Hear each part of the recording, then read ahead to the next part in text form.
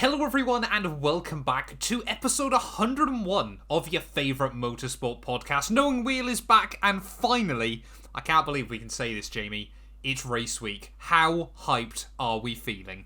Very much so. It's been a long winter, especially with the early end to last season. It's felt extremely long compared to recent seasons, but we are back. It's race week. We've got the Bahrain Grand Prix coming this weekend, which means, of course, your entire YouTube will be flooded with people making outlandish predictions, which will mostly be incorrect. And for them clicks. Yeah, exactly. And we're gonna not buck the trend at all and do exactly that today. Exactly.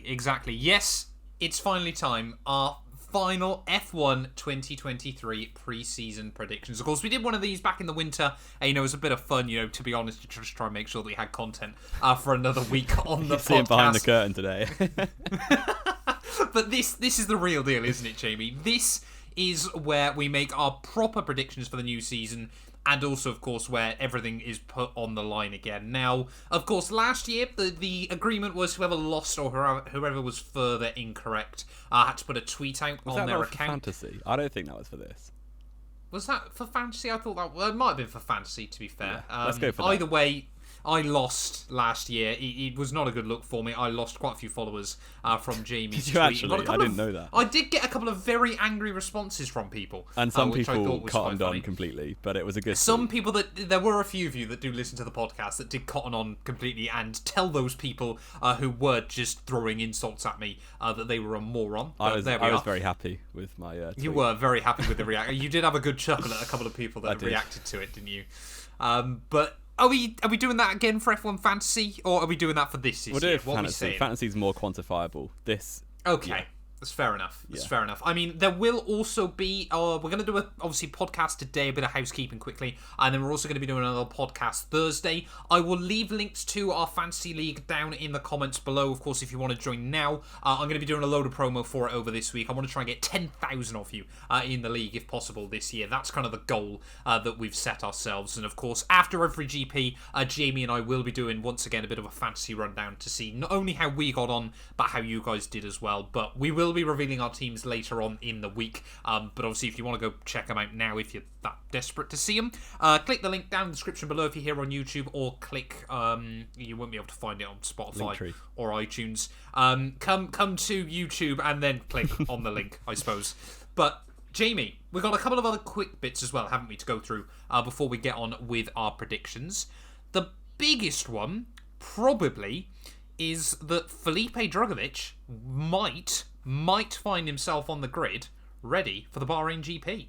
Yeah, Lance Stroll, we obviously mentioned last week, was involved in a bike crash, so has done something to one of his arms, which means he couldn't take part in testing. His wrists. Broke both his wrists. Wow. Yes. That's impressive. So it meant he couldn't take part in testing. We thought Alonso might do the whole thing, but really it was obvious that Drugovich was going to take some of the mileage, which is exactly what happened. I think it is quite a quick turnaround, so yeah, it'll be interesting to see if Stroll can recover. But if he can't, it will obviously be Felipe Drugovich. I don't want to hear any of this Sebastian Vettel nonsense. So well, it's been confirmed now, so it doesn't matter. Oh, has it? I didn't see that. Yeah, it's been confirmed by Aston Martin. Of course, yeah. The rumour going around was that Sebastian Vettel had contacted them saying, if you need me, I can get rinsed by Alonso for the weekend. He would get destroyed, and that would put to bed any 2010, 2012 controversy. Debates, yeah. But apparently he's out camping with his family. So Seb, if you are listening, hopefully you're enjoying your camping trip still, mate. We apologise for just roasting you. But it makes sense, doesn't it? Drugovich coming in. Which, fun fact as well, Jamie, if Drugovich takes part in Bahrain, which I think is probably going to happen, every single Formula 2 champion will be on the grid, apart from Mick Schumacher. That's quite jokes. Obviously F2 only started in 2017. Correct. But even the 2016 GP2 champion is on the grid as well. 2016 GP2 champion, and I think we have to go all the way back to Hulkenberg in 2009 for the champ. So you got Hulkenberg 2009 and obviously Lewis 2007 are the other two that are on the grid, which is kind of mad. Yeah. But does kind of show, because I think we always go through this quandary, don't we, of whether Formula 2 kind of suits its purpose still. But that probably is a topic for an off week Definitely. early on in the year. But I personally do think it's probably going to be Felipe Drugovich in the car next weekend. Like we said, a double wrist break is probably going to take a couple of weeks to recover.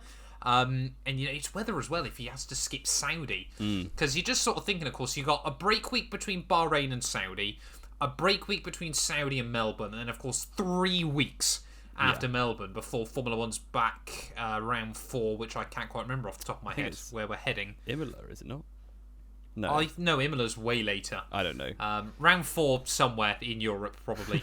No, Baku, isn't it? Sorry, Baku round 4. So it's you sort of think, if you have a nasty crash at Saudi as well, if you're holding on to that steering wheel still, that's going to be really damaging. So it's whether we could see Drugovich in the car for the first 2 races, or maybe even does the first 3 and then Lance gets back in for Baku. Yeah, potentially. And the Aston Martin seems like a pretty good car this year, so I'm sure Lance will be desperate to come back as quickly as possible. But of course that team is used to this kind of thing. Last year we had Hulk in the car for the first 2 when Vettel was positive for COVID. So it's kind of path, of course. They'll cope, and Drugovich is a solid pair of hands, I think. So they'll be all right. Yeah, I think it's certainly going to be interesting to see, isn't it, how Drugovich gets on in that car, of course, if he does compete in Bahrain. But Jamie, the biggest news of 2023, finally, Barcelona have got rid of the final chicane. I never thought we'd see this day when it was still a Formula 1 circuit, but this is the best news of the week. Well, I think you're hyping it a little bit, to be honest. No, I firmly believe this just because I have so much PTSD of playing F1 2010 through that final chicane at Barcelona and those horrendous curbs. I'm so happy it's gone. I don't think it's going to make Barcelona, the next Spa or something like that. Definitely not. But I certainly think it's going to make it a lot better. I seem to remember you absolutely obliterating that chicane in co-op back on 2020 as well. Probably. In qualifying. So it's about time that it went. It's a very obscure thing to remember, but probably. I'm still salty. That was my pole position. Okay. How do you remember that? I'm making it I'm right wondering. up. You probably did. But I mean, it's a good change, though, isn't it? It won't make it a well-beating track or anything. So no, but I certainly do have hope that it'll make it a lot better. I have less hope than you. Okay, that's fair enough. That is fair But enough. we'll see. Of course, we did discuss this earlier on, actually, before the show, and it did make me chuckle, of course, that we had quite a few people complaining that, Sector 3 at Barcelona was always like this great comparison for who's going to be quick at Monaco next week. But, of course, it was never really the case anyway, and this year Monaco's before Spain anyway, so it wouldn't make any difference. So now Monaco can't be used to work out who's going to be quick in Spain at Sector 3. That crucial bit of information that we all need. Exactly, what we've all been wondering. Jamie, I think it's time now. It is. Are we ready? 2023 predictions. Now, of course, doing this by yourself is probably quite easy. Doing this as a podcast is quite difficult because if we come up with different answers to things. So if you're watching this on Spotify or iTunes, bear with us. We will run through the entire order at the very end. But of course, if you're on YouTube, I'm going to have a fun evening applying graphics absolutely everywhere, all over your screens. But what we're going to do is we're going to run through in order of last year's Constructors' Championship. We're going to place the team and then we're going to rank the drivers as well. So Jamie, kick us off. Where are Red Bull finishing and reverse, Verstappen and Perez this year? We can do reverse if you'd rather. Yeah. Keep doing reverse. Let's change it up. Traditional. So Start Williams, me off then. Williams. I have Williams in 9th place in the Constructors. I have Albon 17th and who's the other one? Sargent 20th. Sargent, that's reassuring. Okay. Well, we agree on one thing there then. Okay, that's good. Probably that's Sargent in 20th. Yeah. I think Williams' pre-season was okay. Certainly their car seemed reasonable. A bit of a step forward from last year. They're still going to be lower, obviously near the bottom end, but hopefully they can compete for points on more than just massive drag strips, which was kind of the case last year. So yeah, I think Albon will be kind of like a random one-off result where he just gets points enough to take him above the other team that I've put down there. So I think it'll be tight between the bottom two. But yeah, Albon 17th and Sargent I think will struggle. I think it's probably a year too soon. It was what they wanted for him to be a F1. Obviously they were kind of screwed by the whole Piastri situation because they were meant to be having him. So I think Sargent will be okay, but won't put up any trees. No, and I think that's fair enough, of course. I have placed Williams in 10th, sadly. And I've gone Sargent, like I mentioned, in 20th, Albon in 19th. I think, you mentioned obviously winter testing. It was quite clear from last season that the Williams wasn't actually that much worse than a lot of the other cars, the likes of AlphaTauri or Haas or even Alfa Romeo on quite a few occasions. The big problem for them was just how sensitive the car was in comparison to a lot of other cars. It wasn't anywhere near as raceable as a lot of the teams they were trying to compete with, which in many ways sounds like a really easy fix. In many ways sounds like a really difficult fix. But it wasn't like previous years where the car's just been way slower than everyone else. It was just more sensitive than a lot of other cars around them. I'm hoping they've got that fixed this year, but I just don't see them shifting themselves off the bottom of the roster still, sadly. Fair enough. We've both got Albon to beat Sargent, which I think we said in the preview shows is probably fairly obvious. I'm intrigued to see how he gets on this year, though. Yeah. I don't think he's going to set the world alight, but I think he'll give Albon... Well, I think the thing as well, of course, is what is important at Williams, and of course, we can only read so much into this. But I feel like Albon is probably quite a good teammate to have as a rookie. Whether he's got some of that experience, of course, going up against Max just way out of his depth. He doesn't come across as... And again, obviously, this is just what we sort of see from the media and all this, that, and the other. But he doesn't come across as a driver that will deliberately make Sargent's life difficult. Yeah. He seems like the kind of driver that will help him. Yeah, definitely. And I think he'll be he's someone certainly decent for comparison, but isn't completely unbeatable from Sargent's point of view either. No, exactly. Moving on, though, Jamie. Up to, last year, 9th place, AlphaTauri. Yes. This year, 10th place, AlphaTauri. I think they're going to really struggle, to be honest. I've got De Vries, actually, P18 and Tsunoda, P19. So I think they're going to... Yeah, their car was... didn't seem to have taken a step forward in pre-season testing. I've seen the super times and the race pace and quali pace. They're definitely down there with Williams. And I'm just not blown away by their drivers at all, to be honest. I think losing Gasly as a team leader will hurt them a lot.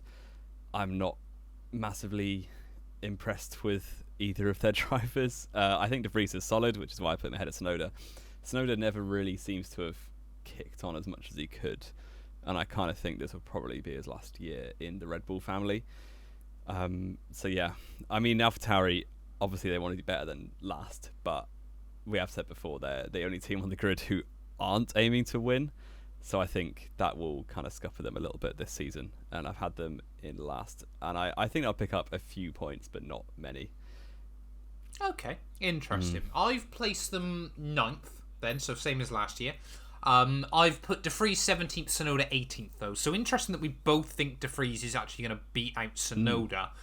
Like you, though, I feel like Tsunoda pushed on okay last year. He was definitely better than he was in 2021, ironed out a lot of the errors, things like that. But I just wonder whether the clock is ticking at AlphaTauri. And the other thing I really am intrigued by as well in 2023, of course, we had this big talk, didn't we, from Red Bull last week going, unless they move AlphaTauri to the UK or they do something mega with the branding, it's not profitable enough for them as an organisation. No. Which is kind of mad to think about when Formula One throughout pretty much its entire history has not been profitable for pretty much any team. It has only been literally the last 5 years or so, less than that Formula One has become profitable for a lot of the teams. But do we see Red Bull try and pump a bit more money into it to try and prove they're a team that other companies are going to be wanting to buy? Or do they just kind of kick it to the curb a little bit and just try and sack it off to anyone they can? I think the second option is more likely, just because I think demand for F1 teams is quite high at the minute. We've seen a lot of people buzzing around with interest, and there's a ready-made team kind of there for the taking. And I don't think they're legally allowed to move away from Faenza because of all the Minardi stuff back in the day. I can't see that contract lasting for almost 20 years, Jamie. Paul Stoddart would kick off. Paul Stoddart was a baller, but I can't see him caring 20 years down the line. It wouldn't surprise me if it's something, just Paul Stoddart with Mark Webber. Just come and, refuse to move out of Faenza. So, I don't know. Just start camping outside. What's Mark Webber got to do with it? Why would he care? He's Australian and was raced for Minardi once. Yeah, but that doesn't... What? I mean, Mark Webber was known for loving Red Bull by the end of his F1 career, wasn't he? I mean, this okay, got off the Jamie, rails. Let's move on. Right, 8th place last year, though, was, of course, Haas. Where have you placed them for 2023? I have been very boring and kept them where they were, in 8th place. So have I. I have... this is where we differ, I'm almost certain. I have Nico Hülkenberg 15th, Kevin Magnussen 16th.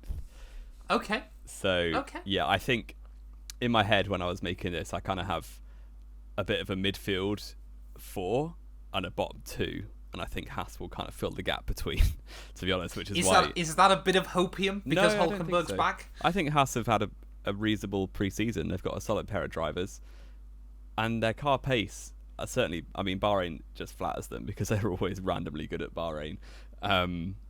So their car pace for the first race certainly looks like it could be edging on for points. But over the course of the season, I think they'll be solid. I think they'll be comfortably ahead of the bottom 2, but struggle to compete with the next lot on a consistent basis. Yeah, and I think we're kind of both seeing Hasser in a pretty similar light, aren't we? I think I've put K-Mag 14th, Hülkenberg 16th. Not that I think Hülkenberg's necessarily a worse driver, but I feel like we're almost potentially going to see a similar thing to last year, of course, where Kevin Magnussen used to the Haas team, everything like that. Whether it's going to be he can score a few big points early on in the campaign. Not that Hülkenberg's going to struggle, but I don't think he'll be as good as K-Mag early on. And then, of course, if we're seeing Hülkenberg, beating K-Mag later on down the year, it'll be like he's finishing 12th, K-Mag's finishing 14th. Yeah. Sort of thing. That's kind of the idea I've got in my head. Fair enough. We'll see. I'm back in Hülkenberg, of course. I couldn't not, and there's no real logic. I just want to. So. Fair enough.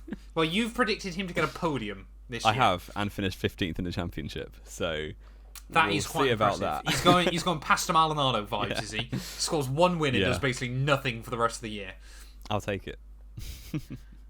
Alfa Romeo, Jamie. Finished P7 last year. No, sorry, Aston Martin. Oh, Aston Martin. Because they finished P7 last year. Oh, this is where I feel we may come to a fork in the road. Because this is the really big one. Aston Martin have had so much hype around them through pre-season. I have slightly bought into it, and I've put them in P4, which I feel like is unreasonable, but we move. And I have Fernando Alonso in 7th and Lance Stroll in 11th place. And I think it'd be very, very tight between those midfield, like all the next 4 teams we're going to discuss. I think it'll be super tight between at least 3 of them. And I do think Alonso will be best of the rest. I'm fairly happy to say that on record. Come back to this at the end of the season. I think for Aston, it just depends how much Stroll kind of drags them down. I think we saw in 2020 that Perez was comfortably 4th in the championship, having missed a few races. Was he, or was Ricciardo 4th? I actually can't remember. I think Perez was 4th come the end of the year. I'm pretty certain. Won a race. So, we saw Perez was right up there, and I think Stroll was like 10th or 11th, which ultimately led McLaren to finish above them. Well, this was the mad thing, wasn't it, in 2020 as well, that a lot of people forget. Stroll, those first 3 or 4 Grand Prix... He was 3rd in the championship after Hungary. Albeit a bit lucky, but he was 3rd, like you said, in the championship after Hungary. And then basically didn't score again pretty much like the entire rest of the year. A lot of people go, oh, he was unlucky and all this. But a lot of the time he was just a bit dog-do. From race 4 until the race before Sakir, Hülkenberg got more points per racing point than Stroll did. Doing 3 races, which is mad. Or 2 races, because he didn't even start one of them. So, I think it's...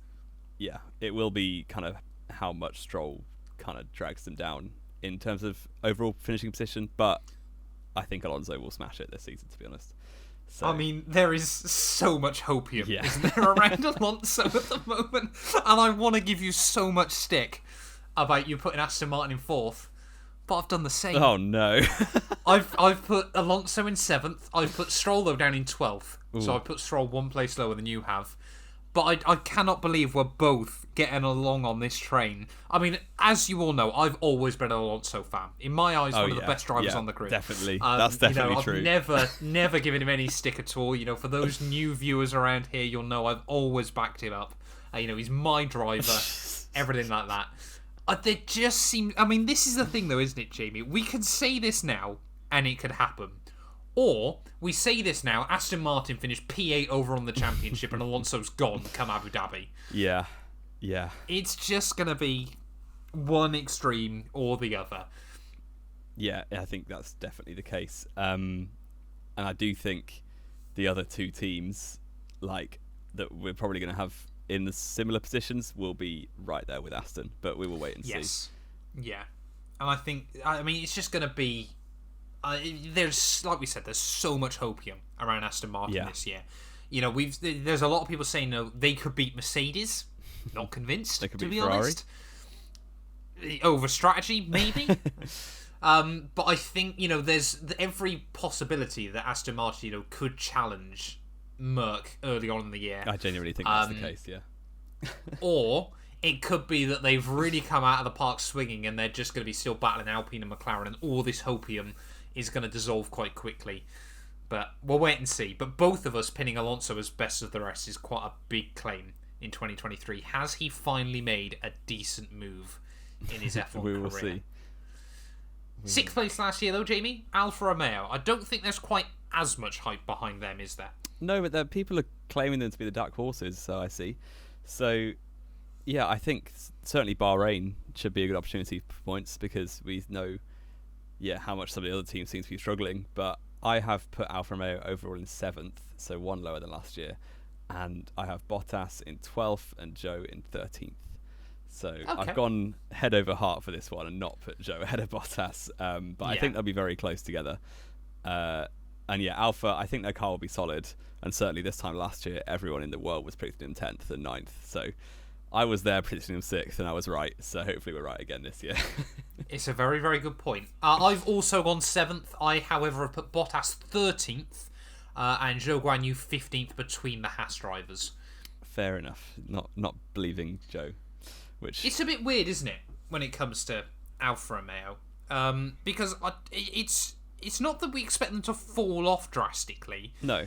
But it kind of feels like now that they've just got to tread water till 2026, unless we kind of see Audi getting itchy feet and want to jump the gun a bit, but it just doesn't make sense for them still. And the size of team that Alpha are, finishing 7th is very creditable, because they've beaten the rest of the independents, and they're behind 6 factory teams, really. So, it's a very good season for them if they finish 7th, even though on paper it looks like they've taken a step back. Yeah, I think the big question for them, isn't it, was how close they'll still be to those 3 teams. And I certainly think they'll be ahead of McLaren come Bahrain, but I think over the course of the season they'll end up finishing this position. Okay, that's fair enough. So P5 last year then, Jamie, was the aforementioned McLaren. Mm-hmm. Where have you placed them for 2023? I have put them P6 overall, which... Yeah, I feel their pre-season has been shocking. The drivers, I have put Norris in 8th and Piastri down in 14th, which seems a bit harsh, but that's just kind of how it ended up. Okay. I think Norris is top 5 on the grid, and I think... Yep. I don't think there'll be that many points between, the whole of the midfield, kind of 8th down to 14th. I don't think there'll be loads of points separating Norris and Piastri, but just because of how tight it's going to be, I think that'll be... that will make Piastri look like he's had a really bad season, when actually it won't be for him particularly. But down in 6th, I think race pace for Bahrain, they look like they're going to be 9th, genuinely. It wouldn't surprise me. So I think they'll really have a slow start, but we saw that last year. I think they've got a fundamental issue with brakes again, which seems like something they could have fixed. Well, they did fix last year. Which was the problem last year, if I remember correctly. It was. And power. Yeah, so I think they will not do well in Bahrain. I'll go nail my colours to the mast and say they will not score points in Bahrain. But over the course of the season, Norris will be able to recover things and we saw, I don't know, 4 or 5 races in, he'd already had the podium and was back up to like 7th in the championship last year. So it won't be a long failure for McLaren. Basically, as soon as they can get out of Bahrain, the better, and get these brakes fixed. So yeah, I put Norris to comfortably beat out Piastri, but I don't think the points will be horrendous. No, I mean, that's fair enough. I mean, we're so boring with these predictions, Jamie. Have you done the same? I've also put McLaren 6th. I've put Lando in 8th, just behind Alonso. I put Piastri in 11th, though, ahead of Lance Stroll in 2023. I think in my eyes, I've kind of got this idea that we're going to obviously see the big 6, as we would expect. But I think Alonso and Lando are going to be battling out for that best of the rest crown. You know, we've got Alonso, sort of the old guard, who, you know, wants to try and prove that he's still got it against, you know, some of these young drivers. And I think, obviously, Lando Norris, you know, he's kind of cemented himself as sort of like that king of the midfield over the last couple of years. Once we've sort of, you know, if we're going to see this kind of top 3 big teams breaking away again, you know, Lando Norris is probably the best, in my personal opinion, he's the best driver outside of those big 3 teams, and certainly better than a couple of people inside those 3 teams as well. But I think, you know, Aston Martin are going to just have that bit more pace, and I think Alonso is just about going to get the better of him come the end of the year. But I do think Piastri is going to be better than Stroll still.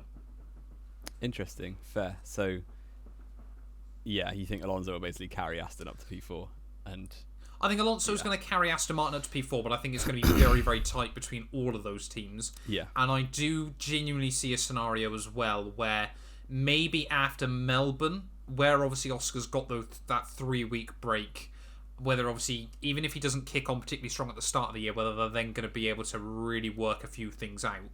Because I think McLaren are also very conscious of ending up with another Ricciardo situation.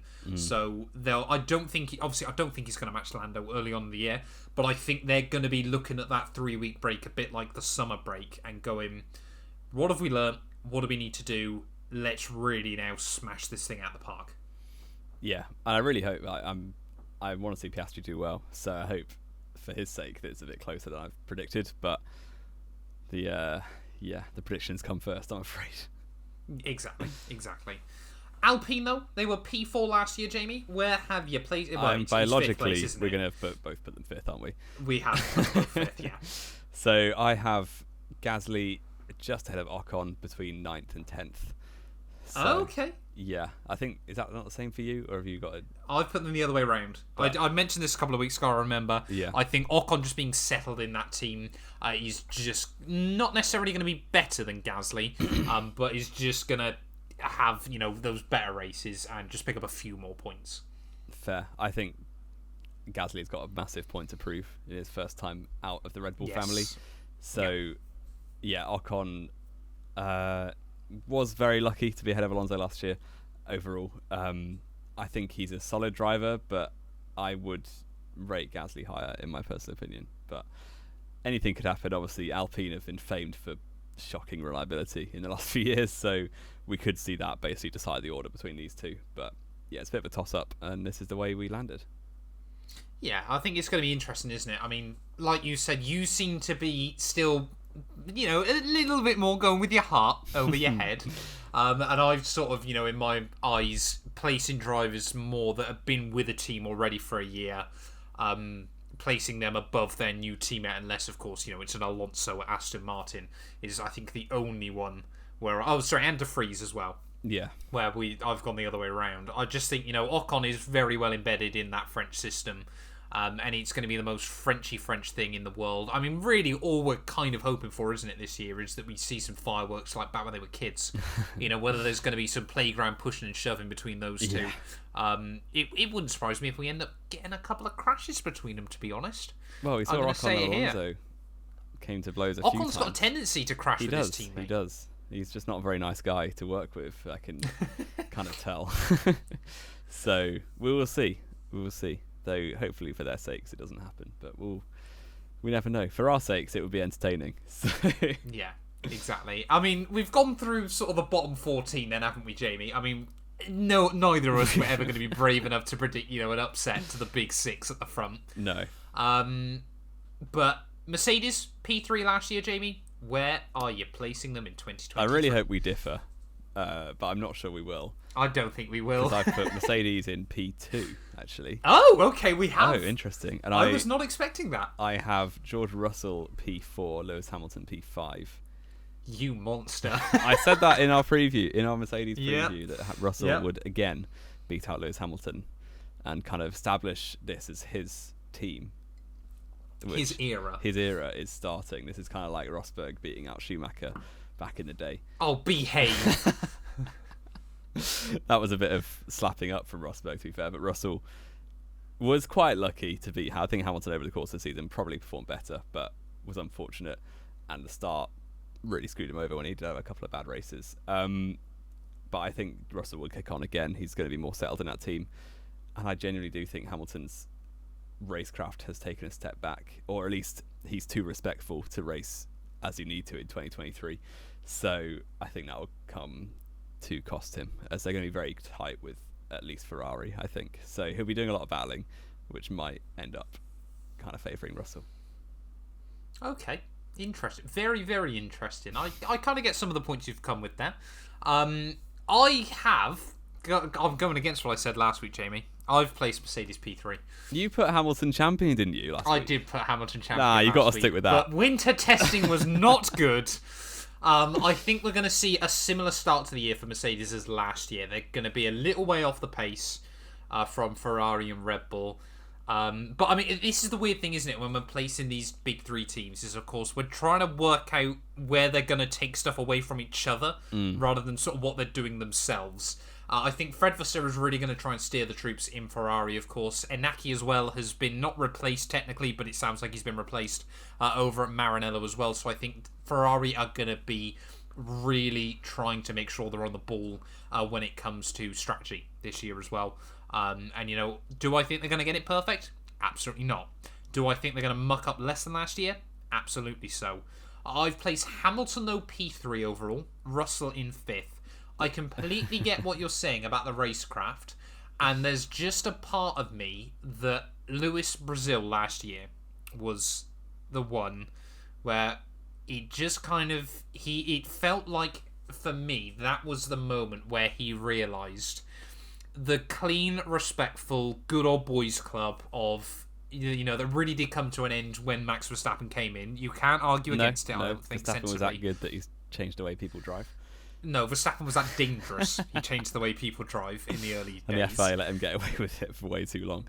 Yeah, exactly. It's set a precedence now for Formula One that I don't think personally is a very good idea. Not really, no. And there's kind of no gentleman's agreement, like you saw the likes of Raikkonen, Schumacher, all of those. Well, this is the thing that I don't get as well, of course. You know, people bang on about how good that battle was between Alonso and Hamilton at Hungary 2021, wasn't it? Yeah. Of course it was a good battle, because those two are the only two drivers still that had that kind of gentleman's agreement in place. If I was the head of the FIA right now, at the end of last year, I would have put a new rule in for 2023 that says if you're battling with another car, you have to give them a car's width on the circuit. Yeah. Yeah. That would be... I would completely be outlawing this whole barging people out. Yeah. If their front tyre is alongside your rear tyre, you can't barge them out. Yeah, definitely. Because in a minute, it's like, if you're a millimetre ahead, you apparently have the right to shove someone off, which just doesn't really seem like that logical. But you'll put Hamilton in 3rd, which I think is definitely heart over head, in my opinion. But we shall see come the end of the season. So my logic for that is Perez is going to get absolutely binned off. I mean, this is kind of revealing where I'm placing other drivers as well. Perez, I think, is going to get absolutely binned off by Red Bull this year. I think there's going to be a catastrophic fallout between Red Bull and Perez in 2023. I think it's not going to make much difference in the grand scheme of things, but Perez is not going to play ball with Verstappen this year in the way the team want him to.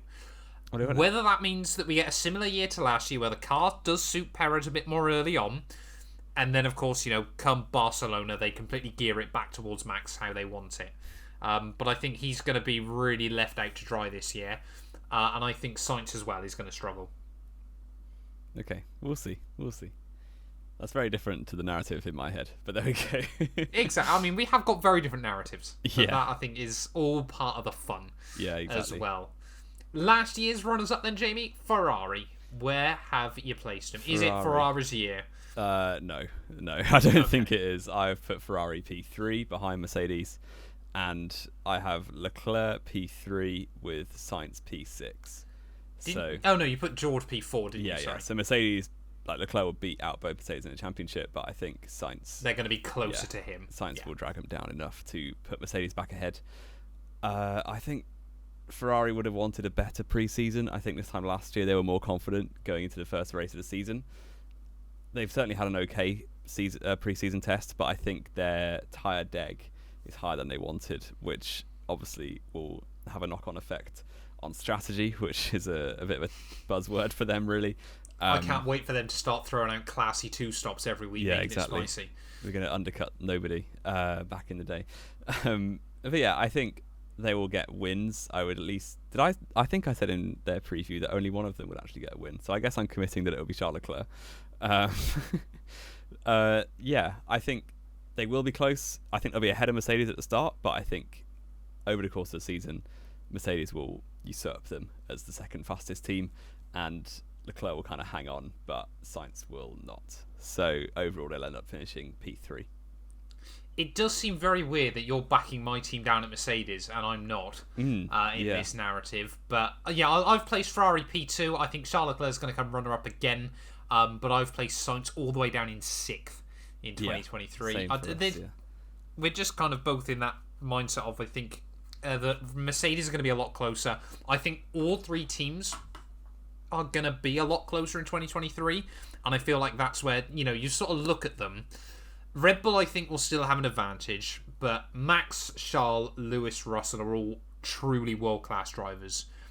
Perez has proved often that he can hang with a lot of world-class drivers.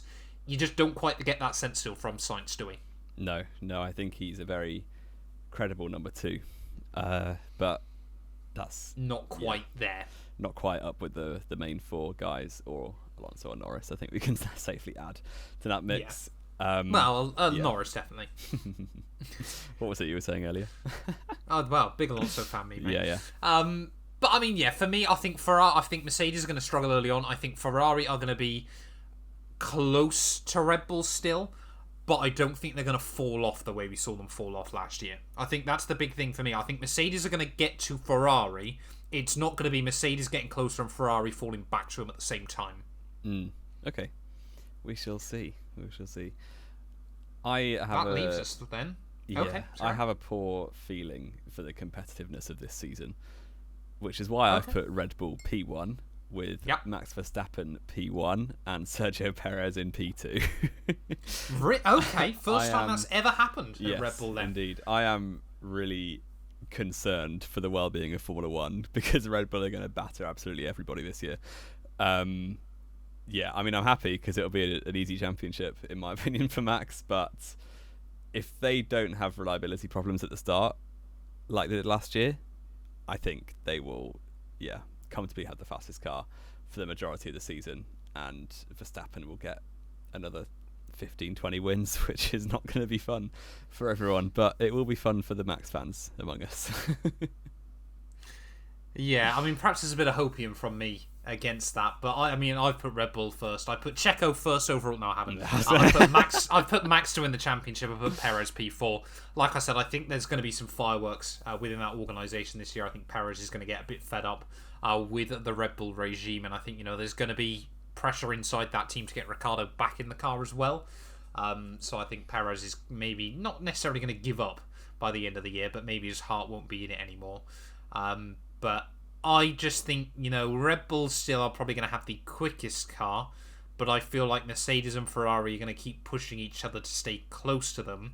And there's also just this little part of me, Jamie, that believes that Liberty Media aren't going to allow a team to be completely dominant. How are they going to do that then? Mid-season rule changes, little tweaks and changes to the regulations. I feel like we're slipping into this era now where Formula 1 is interested in the money and the numbers, and they're going to try and keep things a bit closer.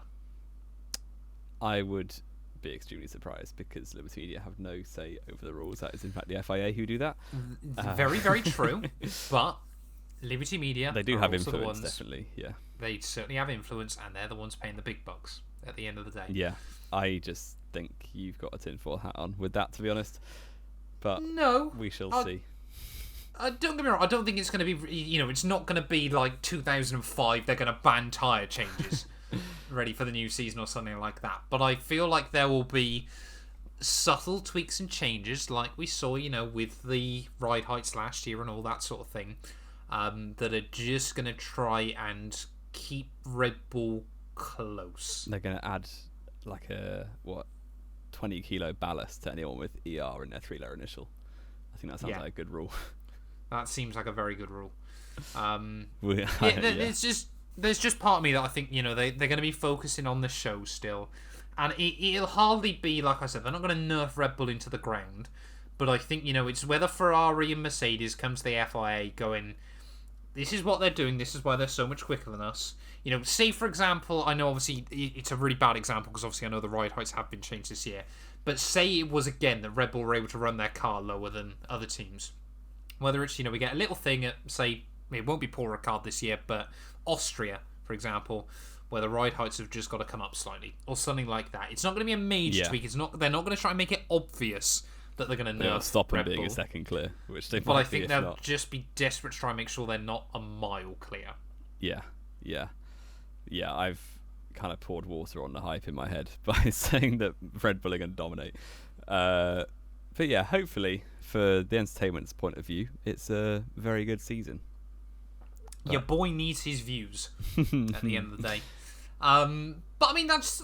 Do you just quickly want to run us back through your entire order then, Jamie, for our audio listeners? Absolutely. If you're listening on Spotify and Apple Podcasts, welcome, and I hope you enjoyed.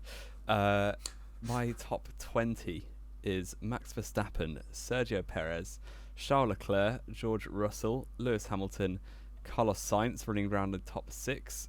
7th place Alonso, 8th Norris, 9th Gasly, 10th Ocon, 11th Stroll, 12th Bottas, 13th Zhou, 14th Piastri, 15th Hülkenberg, 16th Magnussen, 17th Albon, 18th place De Vries, 19th Tsunoda, and rounding out in 20th Logan Sargent. We've only got 5 drivers in the same places. I felt like we had more like that. That's good. We've got a lot that are only 1 out. Yeah, but we've only got 5 drivers. But this is knowing we both know what we're talking about, so hopefully we do both kind of. Yeah. I mean, it's going to look horrendous when we get this badly wrong come the end of the year, but still. And your Constructors' Championship, Jamie, just quickly for me. Yeah, P1 Red Bull, then Mercedes, Ferrari, Aston Martin, Alpine, McLaren, Alfa Romeo, Haas, Williams, and AlphaTauri. Yeah, they were pretty much all identical. There's two different. Oh, yeah, 2 differences. Well, 4 technically. Yeah. So yeah, a lot more similar on that front. So quickly then, from my side, we've got Max Verstappen, Charles Leclerc, Hamilton, Perez, Russell, Sainz rounding out our big 6. Alonso, Lando, the same as Jamie. Ocon and Gasly the other way round. Piastri in 11th. Stroll, Bottas, K-Mag, Zhou Guanyu, Nico Hülkenberg, Nick De Vries, Yuki Tsunoda, Albon, and Logan Sargent rounding out our 20 drivers, with our constructors as Red Bull, Ferrari, Mercedes, Aston Martin, Alpine, McLaren, Alfa Romeo, Haas, AlphaTauri, and Williams. And caveat, if Djokovic does race for Aston Martin, we're discounting him. He would beat, in my opinion, Logan Sargent at minimum, probably one of the AlphaTauris as well, in my opinion. See, I wouldn't say that, but okay. I would genuinely rank, if Djokovic does get that drive, I would still put him 21st overall. Nah, he'd beat Sargent. Fair enough. Is there anything else to go through, Jamie, or are we now basically ready for F1 2023? Well, Drive to Survive came out, but do we care? I haven't watched any of it. I've not watched. I mean, I might do, but I've not yet. So. I haven't watched any of it yet, so I can't really say much. I probably will watch some of it at some point, but it's not at the top of my to-do list. I'll put it that way. Like we mentioned at the start, we will be back then either... Thursday or Friday. I butchered the outro there immediately. We'll be back with a preview show ready for the Bahrain Grand Prix, of course, going through, getting ready for the weekend. We'll also do sort of our big F1 fantasy talk through, but like I mentioned at the start, there will be links down in the description if you want to go and join up the league quite quickly before that all gets underway. But Jamie, as always, it's been a pleasure. and I can't wait to hear your smooth, sultry tones again later on in the week as we count down ready for the Bahrain Grand Prix.